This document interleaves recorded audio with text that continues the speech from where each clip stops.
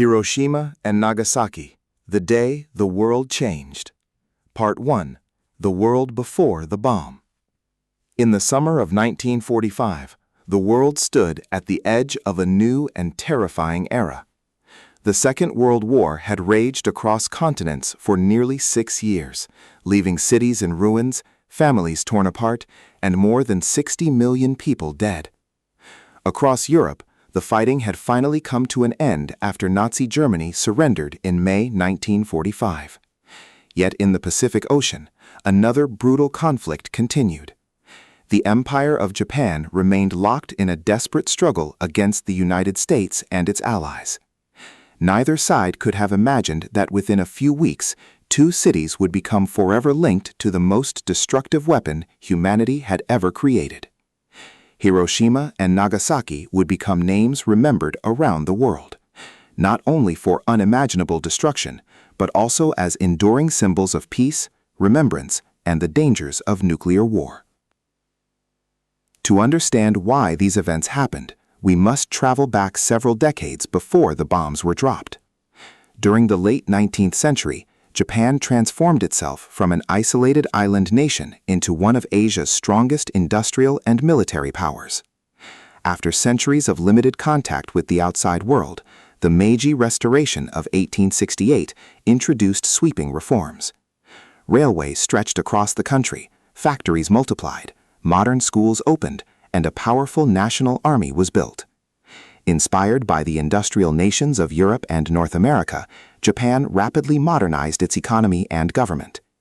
This remarkable transformation impressed the world, but it also encouraged military leaders to believe that Japan deserved a larger role in international affairs.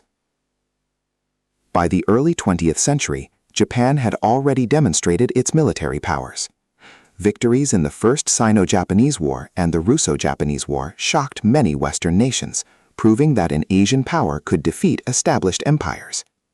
Japan expanded its influence into Korea and parts of China, believing that controlling nearby territories would provide resources, security, and international prestige. National pride grew stronger each year, and many citizens believed their country had a unique destiny to lead Asia. At the same time, military officers gained increasing influence over political decisions, encouraging aggressive expansion instead of diplomatic compromise. The global economic depression of the 1930s intensified these ambitions. As economies collapsed around the world, Japan struggled with shortages of oil, iron, coal, and other essential raw materials needed for industry and defense. Military leaders argued that the nation could not survive without securing access to these resources. Rather than relying on international trade, they believed Japan should expand across Asia and establish what they called the Greater East Asia Co-Prosperity Sphere. Supporters described this vision as a partnership among Asian nations free from Western colonial rule, but in reality many occupied territories experienced military control, forced labor, and severe hardship under Japanese occupation. In 1931, Japan invaded Manchuria in northeastern China. The operation was swift and successful from a military perspective, but it drew international criticism. The League of Nations condemned the invasion, yet Japan ignored the protests and withdrew from the organization.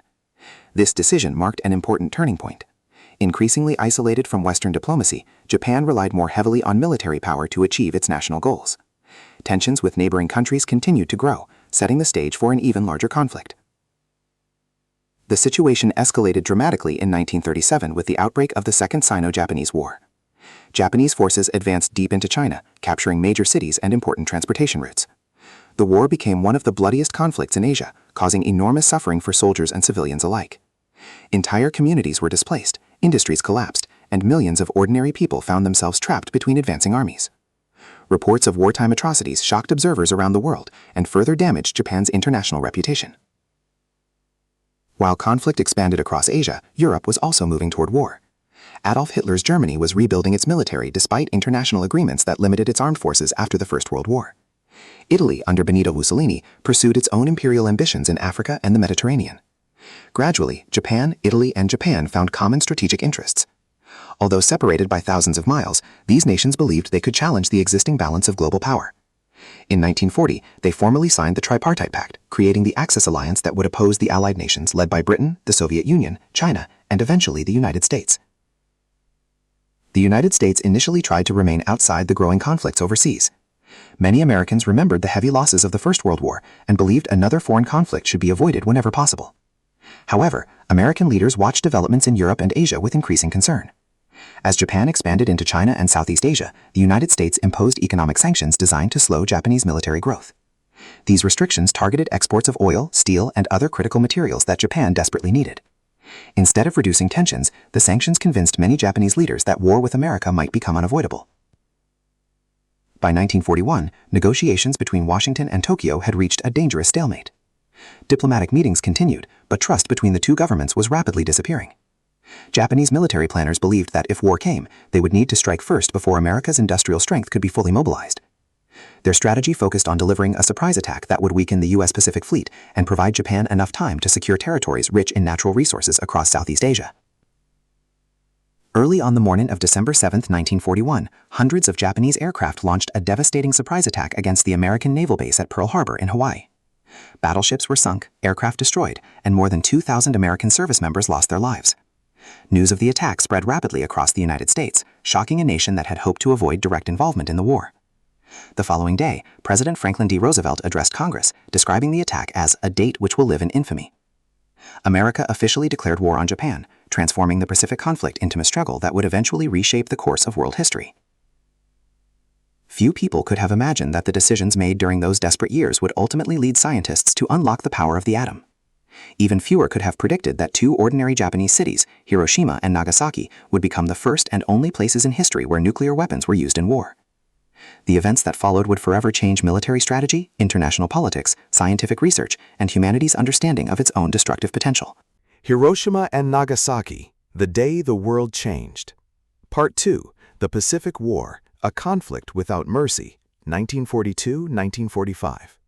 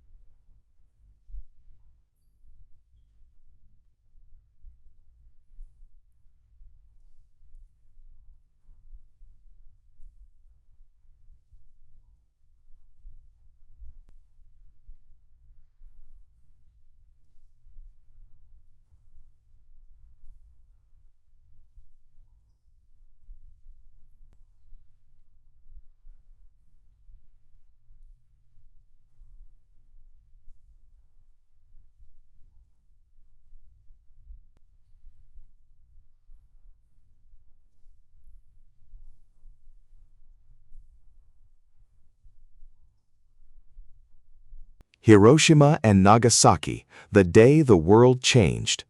Part 3. The Manhattan Project, building the world's first atomic bomb. As the war intensified across Europe and the Pacific, another battle was unfolding behind locked laboratory doors. It was a race not between armies on the battlefield, but between scientists, engineers, and governments. Their goal was unlike anything humanity had ever attempted: to unlock the hidden energy inside the atom and transform it into the most powerful weapon the world had ever seen. This secret effort would eventually become known as the Manhattan Project, one of the largest scientific and engineering undertakings in history. The story began years before the first bomb was built. In 1938, two German chemists made a remarkable discovery while studying uranium. They found that when the nucleus of a uranium atom was split, it released an enormous amount of energy. Even more importantly, the process also released additional particles capable of splitting nearby atoms. This created what scientists called a chain reaction, in which one atomic split could trigger countless others within a fraction of a second. For physicists, it was one of the greatest scientific breakthroughs of the 20th century. For military leaders, it hinted at the possibility of a weapon unlike any ever imagined. As news of the discovery spread through the scientific community, many researchers became deeply concerned.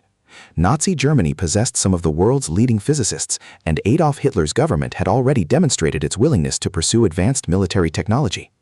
If Germany succeeded in building an atomic bomb first, the consequences could be catastrophic. Refugee scientists who had fled Europe urged the United States to begin its own research before it was too late. One of the most influential voices was the famous physicist Albert Einstein. Although Einstein did not work directly on the atomic bomb, his understanding of nuclear physics gave weight to the growing concerns. In 1939, he signed a letter prepared by fellow physicist Leo Szilard, warning President Franklin D. Roosevelt that Germany might be attempting to develop nuclear weapons. The letter urged the United States government to support research into uranium and nuclear chain reactions. Roosevelt took the warning seriously and authorized the first government-funded investigations into atomic energy. At first, progress was slow. Scientists were still trying to determine whether a bomb based on nuclear fission was even possible.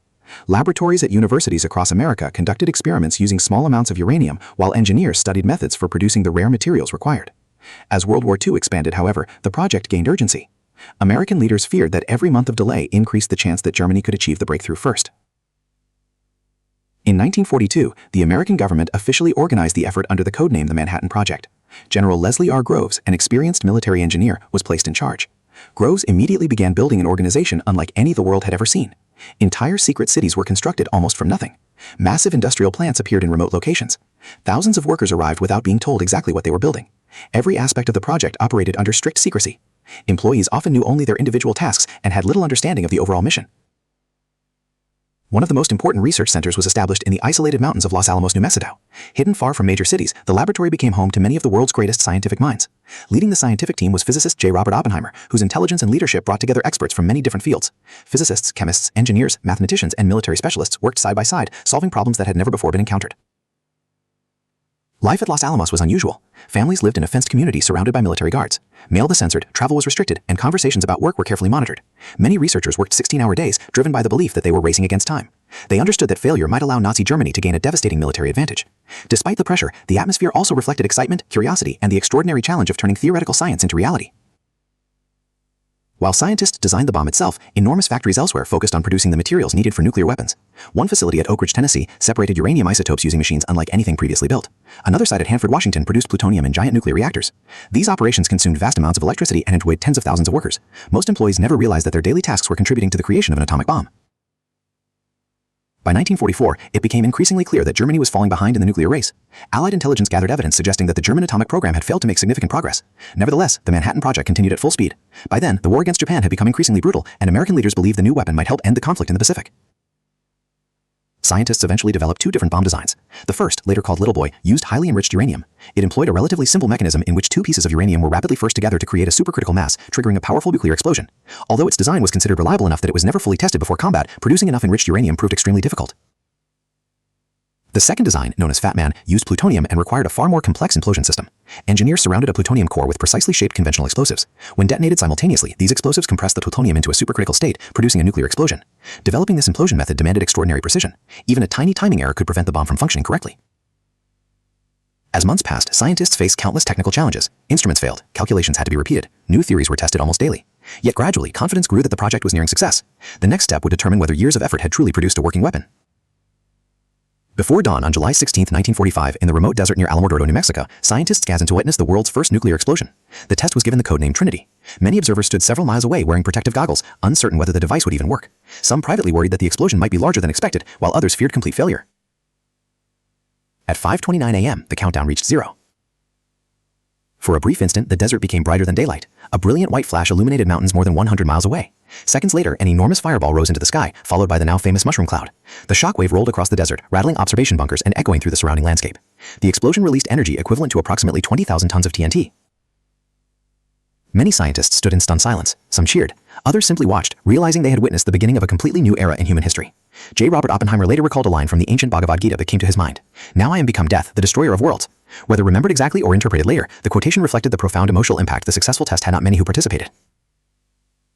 News of the successful Trinity test was immediately sent to President Harry S. Truman, who was attending the Potsdam Conference in Germany alongside British Prime Minister Winston Churchill and Soviet leader Joseph Stalin.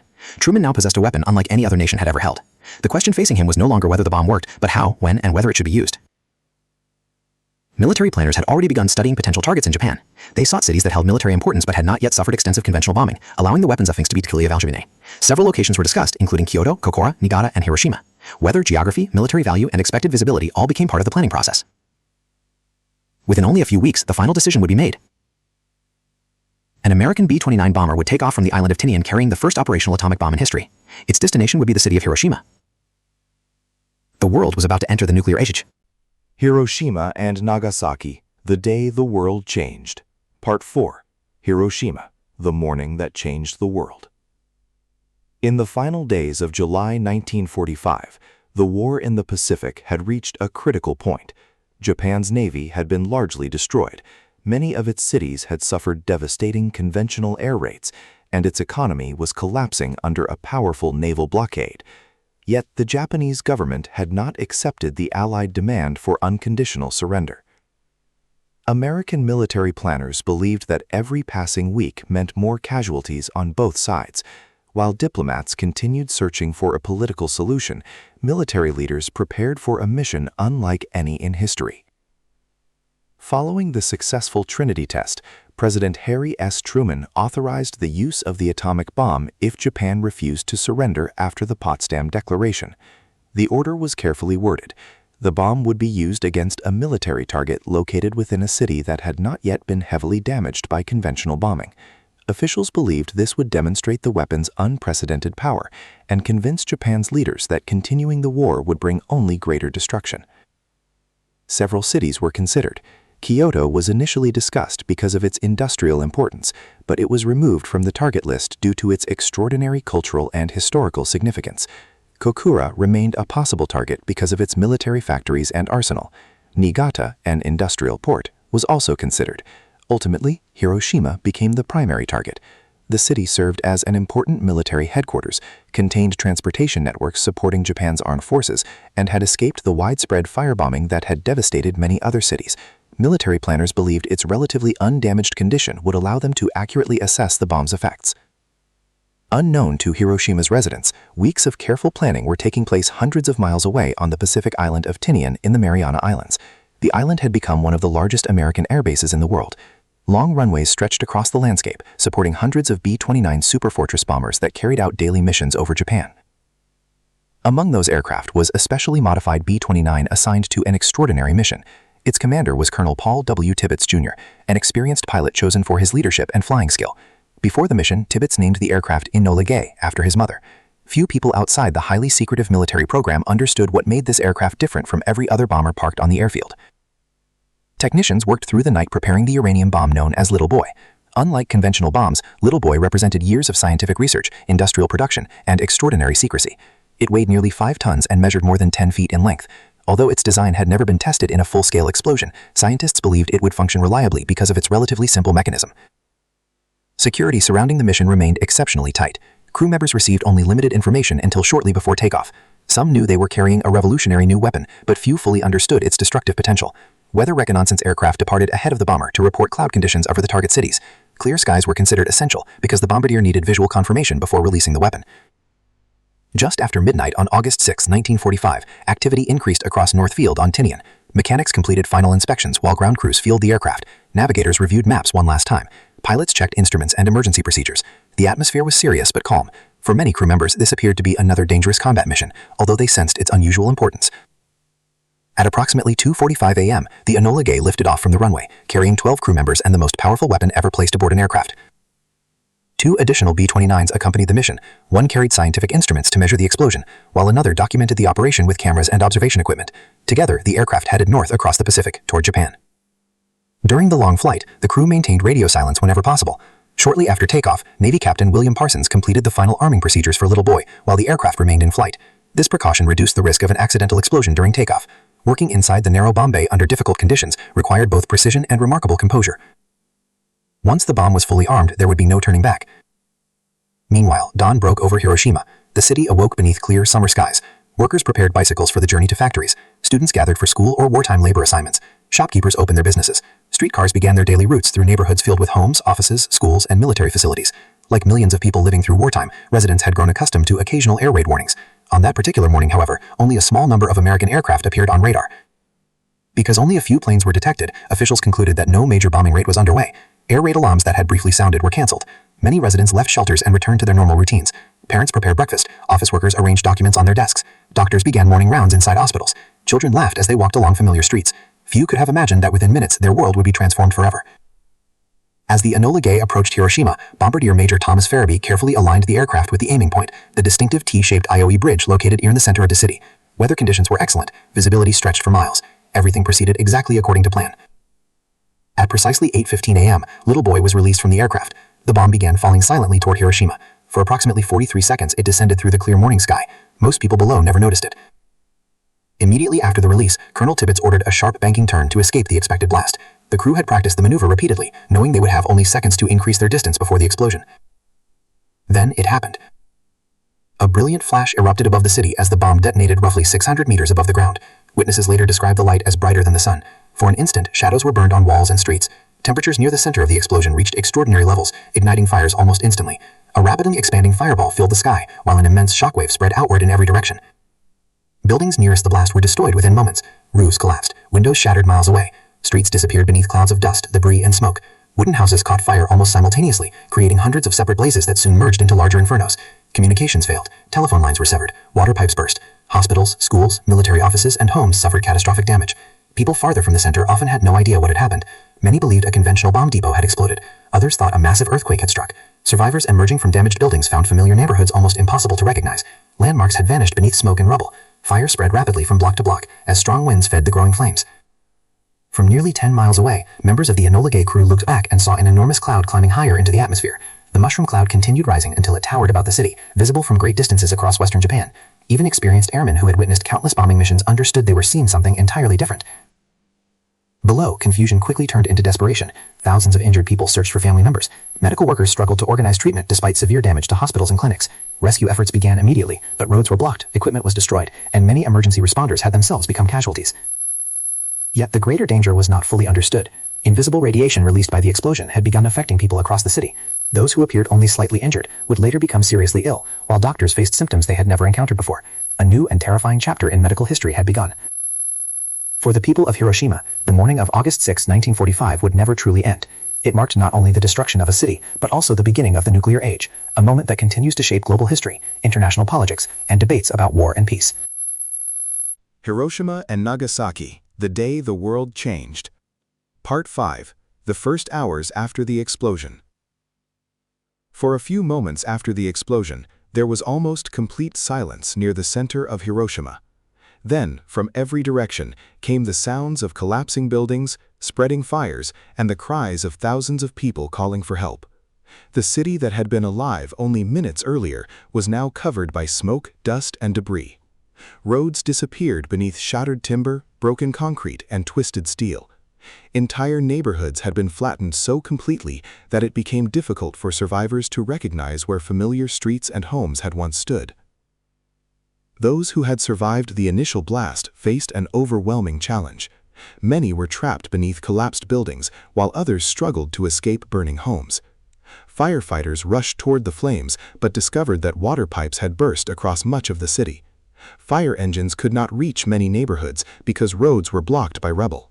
Hospitals that had escaped complete destruction were quickly overwhelmed by the number of injured arriving every minute.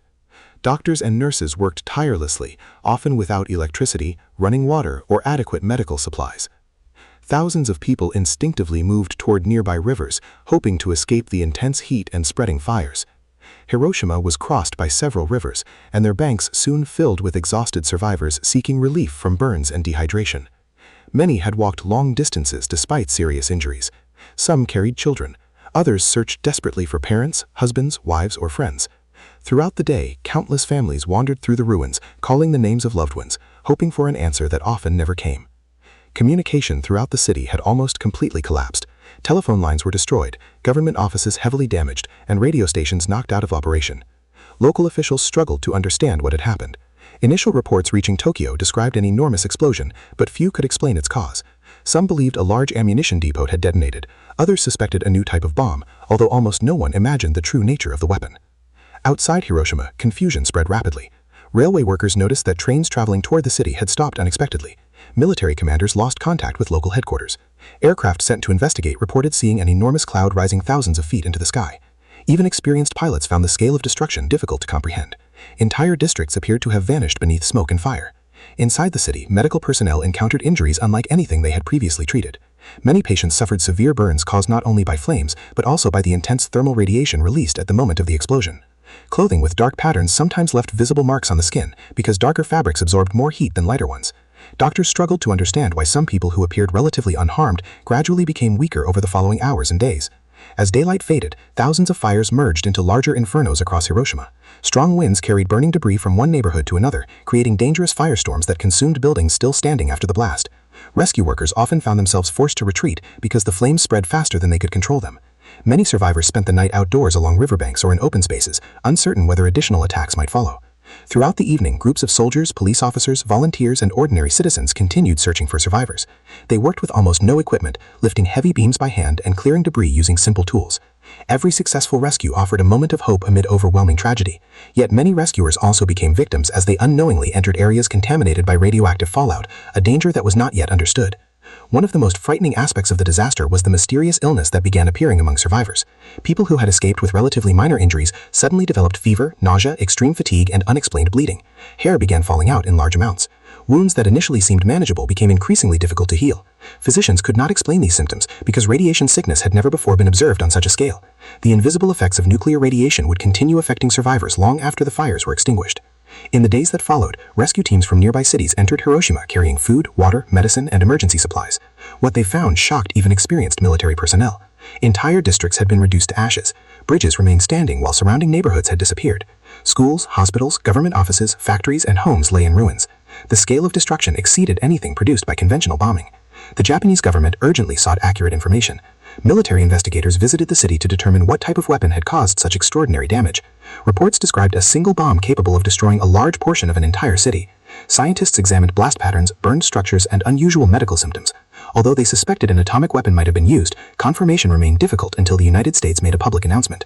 On August 7, 1945, President Harry S. Truman informed the world that the United States had dropped an atomic bomb on Hiroshima. He explained that the weapon represented the successful outcome of years of secret scientific research conducted under the Manhattan Project. Truman warned that if Japan did not surrender, additional attacks could follow. The announcement stunned governments around the world. For the first time, humanity realized that a single aircraft carrying a single bomb could unleash destruction on an entirely new scale. Despite the devastation in Hiroshima, Japan's leadership remained divided over how to respond. Some officials believed surrender had become unavoidable, while others insisted the nation should continue fighting in hopes of securing more favorable peace terms. Military leaders argued that Japan still possessed millions of soldiers prepared to defend the homeland. Diplomatic discussions continued behind closed doors, but no immediate decision was reached.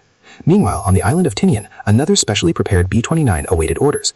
Its bomb was different from the one used over Hiroshima. Instead of uranium, it carried a plutonium weapon known as Fat Man.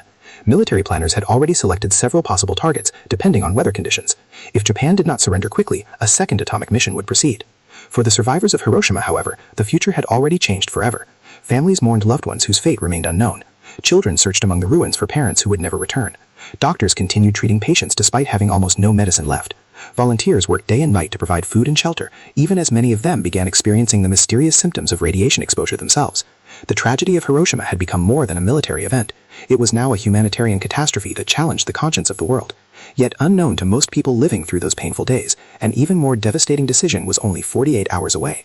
The second atomic bombing would soon take place over the city of Nagasaki, bringing another chapter of destruction and ultimately changing the course of history forever. Part 6. The Second Sun, the End of the War, and the Beginning of the Nuclear Age.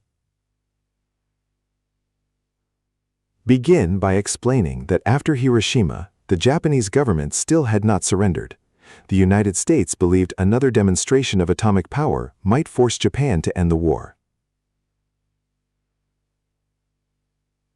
Explain that several cities had been selected months earlier as possible atomic bomb targets.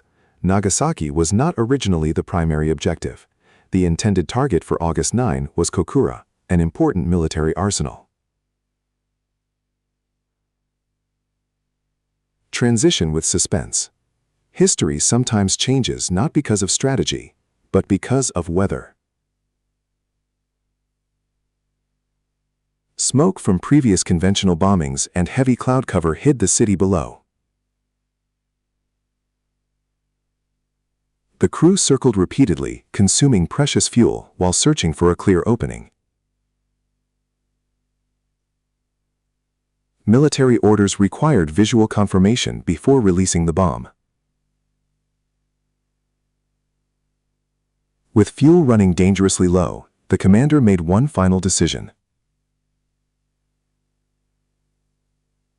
They abandoned Kokura.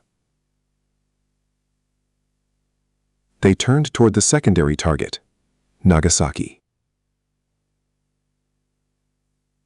A city that had awakened that morning believing the war would pass it by. Describe the flash. The expanding fireball. The crushing blast wave. The mushroom cloud rising thousands of feet into the sky. Factories disappeared. Churches collapsed. Homes vanished. Families were erased within seconds.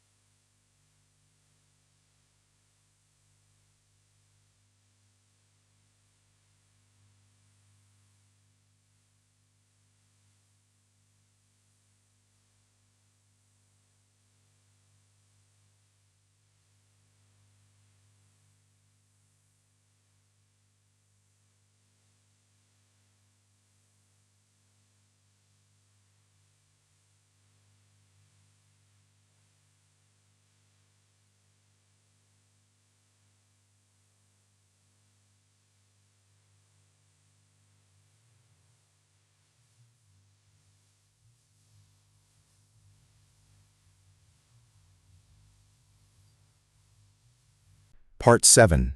The World Changed Forever. Japan's Surrender and the Dawn of the Nuclear Age. On the morning of August 9, 1945, while the smoke from Hiroshima still darkened the skies, another American bomber was already flying toward Japan. Its target was not Nagasaki. The original target was the industrial city of Kokura, home to one of Japan's largest military arsenals. As the aircraft approached, thick clouds and smoke from previous bombings covered the city. The bombardiers searched desperately for a clear visual target. Military orders required visual confirmation before releasing the bomb. For nearly an hour, the crew circled overhead. Fuel was running dangerously low. Every extra minute increased the risk that the mission might fail completely. Finally, the commander made a difficult decision. They would proceed to the secondary target. That city was Nagasaki. Unlike Hiroshima, Nagasaki was surrounded by mountains. It was a major shipbuilding center and home to factories producing weapons, torpedoes, and military equipment for Japan's war effort. Although it had been bombed before, Nagasaki had escaped the massive destruction suffered by many other Japanese cities. Thousands of civilians continued their daily routines, believing their city had somehow been spared from the worst of the war. They were wrong. Inside the American B-29 bomber boxcar, the crew carried a different weapon. Its codename was Fat Man. Unlike Hiroshima's uranium bomb, Fat Man used plutonium. It was heavier, more complex, and even more powerful. At approximately 11:02 in the morning, a small break appeared in the clouds. The bombardier seized the opportunity. The bomb was released. 43 seconds later, it exploded nearly 1,600 feet above the Orikami Valley. A blinding flash erupted. The explosion reached temperatures hotter than the surface of the sun. A gigantic mushroom cloud climbed rapidly into the sky. Within seconds, entire neighborhoods disappeared. Steel factories twisted like paper. Churches collapsed. Schools vanished. Hospitals were destroyed with patients still inside. The surrounding mountains prevented some parts of the city from being completely destroyed, reducing the overall area of devastation compared to Hiroshima. Yet for those directly beneath the blast, survival was almost impossible. More than 40,000 people died instantly. By the end of 1945, radiation sickness, burns, infections, and untreated injuries increased the death toll to approximately 70,000. Many of those who survived carried scars for the rest of their lives. Others developed cancers years later. Children born afterwards sometimes suffered unexplained health complications that scientists would continue studying for decades. Across Japan, government leaders gathered in emergency meetings. For years, they had believed they could negotiate better surrender terms or inflict enough casualties on an Allied invasion to force compromise. But everything had changed. 2 cities had vanished. Entire populations had been erased in moments. Then another devastating message arrived. The Soviet Union had declared war on Japan. On August 8, Soviet forces launched a massive invasion of Japanese-held Manchuria, destroying Japan's strongest remaining army in Asia within days. Japan now faced overwhelming defeat from every direction. Its military leadership remained divided. Some generals wanted to continue fighting. Others recognized that further resistance would only bring national destruction. The debate grew increasingly tense. For one of the very few times in Japanese history, Emperor Hirohito personally intervened. Normally considered almost divine and politically distant, the emperor broke centuries of tradition. He spoke directly. He ordered acceptance of the Allied terms. Peace had become the only possible path. Even after the emperor's decision, not everyone accepted surrender. Several military officers attempted an extraordinary coup. They hoped to seize the imperial palace, destroy recordings of the emperor's surrender speech, continue the war indefinitely. Throughout the night, loyal guards protected the palace, while officials secretly hid the recording. The coup failed. The recording survived. On August 15, 1945, millions of Japanese citizens gathered around radios. Many had never heard the emperor's voice before. His speech was delivered in formal classical Japanese that many ordinary people struggled to understand. Yet one message became unmistakably clear. The war was over. Japan had surrendered. For countless civilians, emotions were overwhelming. Some cried from relief. Others wept from grief. Entire families had vanished. Cities had been reduced to ashes. The nation faced starvation, homelessness, and uncertainty. Across the world, celebrations erupted. Crowds filled the streets of New York. London celebrated victory after years of bombing and sacrifice. Soldiers embraced strangers. Church bells rang. Factories stopped work. People danced without knowing exactly how many lives had been lost to secure peace. World War II had finally ended. But humanity had entered an entirely new era. Scientists who helped build the atomic bomb reacted in different ways. Some believed their invention had ended the war and ultimately saved millions of lives that would have been lost during an invasion of Japan. Others felt immediate regret. They feared they had introduced a weapon capable of destroying civilization itself. One scientist recalled the famous words from the ancient Hindu scripture, the Bhagavad Gita, "Now I am become death, the destroyer of worlds." The sentence would become forever associated with the birth of the nuclear age. Governments around the world quickly recognized that atomic weapons would reshape global politics. No nation could ignore their existence. Within only a few years, other countries began developing nuclear weapons of their own. The arms race had begun. Humanity now possessed the ability not only to wage war, but to end civilization itself. For the survivors of Hiroshima and Nagasaki, however, global politics meant little. Their daily struggle was far more personal. Finding clean water, searching for missing family members, treating burns with almost no medical supplies, burying the dead, rebuilding lives from ashes. Many would spend decades telling their stories, not to inspire hatred, but to warn future generations. They hoped that no city, anywhere, would ever experience such devastation again.